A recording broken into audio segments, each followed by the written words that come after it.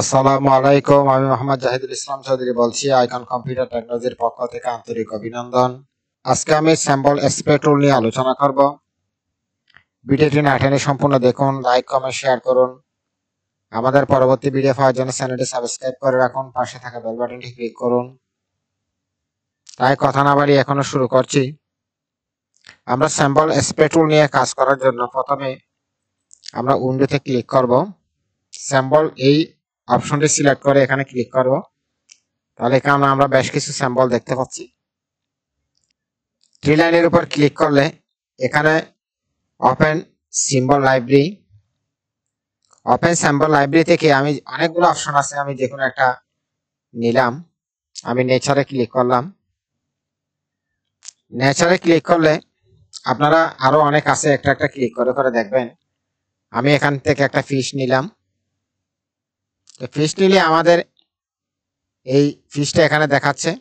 আমার এই কার্সরটা কিন্তু অনেক বড় দেখাচ্ছে। আমি স্যার এটা ডাবল ক্লিক করে এখানে এটা ছোট করে দিতে পারি। এটা আমি 1 করে দিচ্ছি, 1 করে ওকে করে দিচ্ছি, ওকে।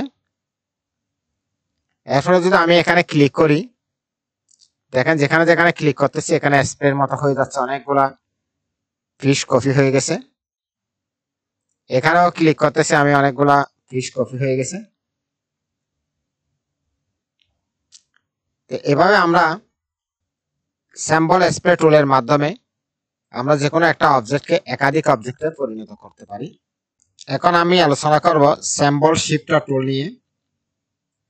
এখানে কাজ করার জন্য প্রথমে আমি এই ফিশটা নিলাম। নেওয়ার পরে এখানে আমি এটা স্প্রে টুল দিয়ে এটাকে কয়েকটা কপি করে দিচ্ছি, এখানে কয়েকটা কপি করে দিচ্ছি এভাবে। এখন আমি শিফটার টুল নিব। শিফটার টুল নিয়ে এগুলো চাইলে আমি আমার নিজের মতো করে সেটিং করে দিতে পারতেছি। মাউস লেফট বাটন চেপে ধরে জাস্ট এভাবে টেনে এনে ছেড়ে দিব। অর্থাৎ এভাবে মুভ করতে পারি এক জায়গা থেকে অন্য জায়গায়, বিভিন্ন জায়গায় আমি এভাবে সরিয়ে নিতে পারতেছি।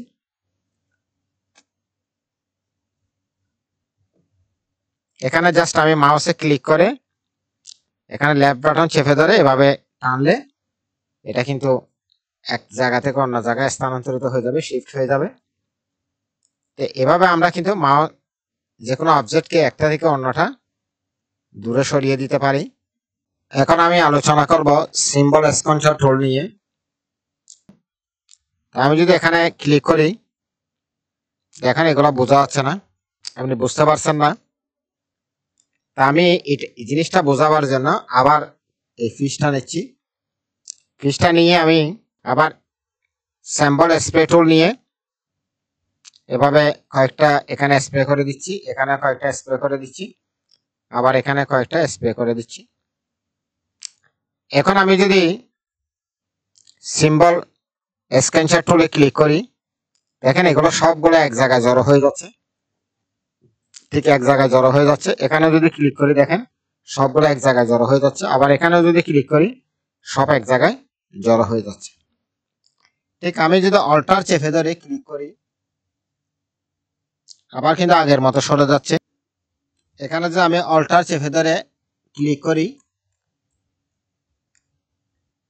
সেগুলো এভাবে ছড়িয়ে ছিটিয়ে যাবে। এখানে যদি আমি নর্মালি ক্লিক করি স্ক্যানশট টুল ক্লিক করে, তাহলে এগুলো কিন্তু একটার সাথে একটা জড়ো হয়ে যাবে, এখানে জড়ো হয়ে যাবে একটার সাথে একটা। আবার যদি আমার অল্টার চেপে ধরে যদি ক্লিক করি, চেপে ধরে রাখি মাউস দিয়ে, অল্টার চেপে ধরে মাউস, তাহলে একটা থেকে একটা দূরে সরিয়ে যাবে, অর্থাৎ ছড়িয়ে ছিটিয়ে যাবে। এখন আমি আলোচনা করব স্যাম্পল সাইজার টুল নিয়ে। তো স্যাম্পল সাইজার টুলে কাজ করার জন্য প্রথমে আমি আবার এই ফিশটা আবার নিচ্ছি। নেওয়ার পর আমি স্প্রে টুল দিয়ে আরো কয়েকটা এভাবে এখানে ক্লিক করে করে দিচ্ছি। তো ক্লিক করলে এখানে অনেকগুলা স্প্রে বা কপি হয়ে গেছে। এই অবস্থায় আমি যদি স্যাম্পল সাইজার টুলে ক্লিক করি, তাহলে যেখানে ক্লিক করে আমি ক্লিক করে চেপে ধরে রাখবো মাউস, তাহলে এগুলো আস্তে আস্তে বড় হতে থাকবে। ঠিক আমি অল্টার চেপে ধরে যদি আবার ক্লিক করি, এভাবে ছোট হতে থাকবে। এভাবে ছোট হতে থাকবে। অল্টার চেপে ধরে যদি মাউস দিয়ে ক্লিক করে চেপে ধরে রাখি ছোট হবে।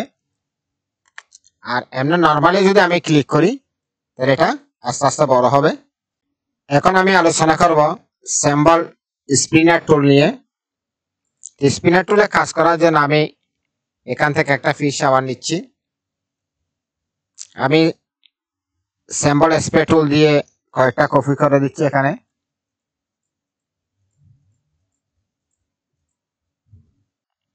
সিম্বল স্পিনার টুল দিয়ে যদি এখানে ক্লিক করি এভাবে কিন্তু এগুলাকে রোটেট করতে পারি, যেদিকে ইচ্ছা সেদিকে আমি ঘোরাইতে পারি।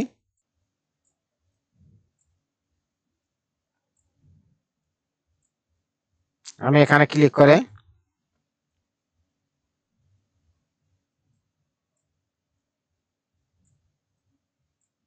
এভাবে ইচ্ছা মতো ঘুরাইতে পারি, রোটেট করতে পারি। এখন আমি আলোচনা করব সিম্বল স্ট্রেনার টুল নিয়ে। এখানে আমি ক্লিক করে জাস্ট এখানে ক্লিক করলাম, দেখেন কালারটা পরিবর্তন হয়ে গেছে। এখানে ক্লিক করলে কালার পরিবর্তন হয়ে গেছে। আমি কালারটা যদি অন্যভাবে পরিবর্তন করতে চাই এখানে উইন্ডোতে যাব, উইন্ডোতে গিয়ে এই কালারে ক্লিক করব। কালারে ক্লিক করলে আমি যে কালারে ক্লিক করব ঠিক ওই কালারটা হয়ে যাবে। এখানে যদি আমার অন্য কালার করতে চাই এখানে ক্লিক করব। আবার আমি যদি এখানে লাল করে দিতে চাই জাস্ট এখানে দেখেন ক্লিক করলাম, এটা লাল হয়ে গেছে। আমি যদি এটা নীল করে দিতে চাই এখানে ক্লিক করে জাস্ট এখানে ক্লিক করব। আবার আমি যদি অল্টার চেপে ধরে অবজেক্টটিতে ক্লিক করি এটা কিন্তু আগের অবস্থায় ফিরে যাবে। অল্টার চেপে ধরে ক্লিক করতেছি তাহলে আগের অবস্থায় ফিরে যাবে। তাহলে এভাবে কিন্তু আমরা যে কোনো অবজেক্টের কালার পরিবর্তন করতে পারি।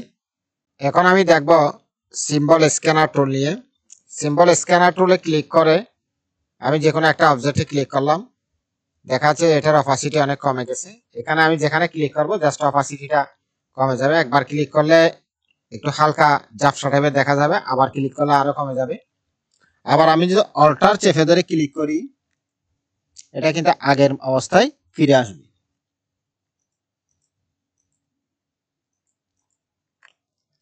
এখানে অল্টার চেপে ধরে যদি ক্লিক করি ঠিক আগের অবস্থায় ফিরে আসবে। এটা অনেকটা অল্টার চেপে ধরলে ওই আমরা যে কন্ট্রোল জেড দিয়ে আন্ডো করার জন্য ওই কাজটাই হয় অনেকটা, মানে ঠিক আগের অবস্থায় ফিরে আসে। এখন আমি আলোচনা করব সিম্বল স্টাইলার টুল নিয়ে।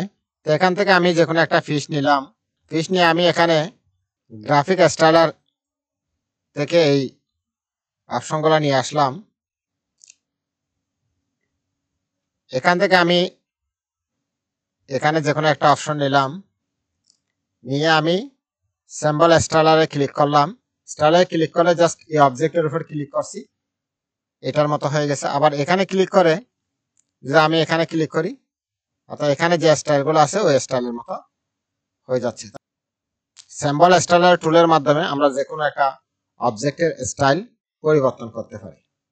আমার ভিডিওটি যদি ভালো লেগে থাকে অবশ্যই লাইক কমেন্ট শেয়ার করুন। পরবর্তী ভিডিও পাওয়ার জন্য আমার চ্যানেলটি সাবস্ক্রাইব করে রাখুন, পাশে থাকা বেল বাটনে ক্লিক করুন।